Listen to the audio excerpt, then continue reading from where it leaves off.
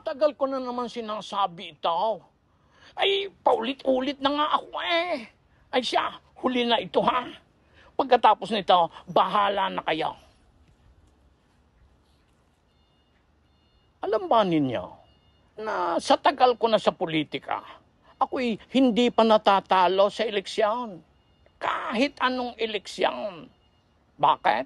Aba, ay nandadaya ako eh. Namimili ako ng boto. Nananakot ako ng botante. At paminsan-minsan kinukonsinti ko ang patayan. Ngayong May 2025, eleksyon na naman, kandidato na naman ako. Pag nanalo pa naman ako sa eleksyong ito, at maraming katulad ko, pag nanalo pa naman kami sa eleksyong ito, ay anong klaseng tao naman kayo?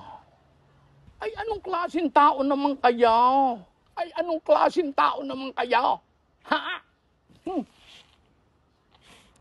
Oh.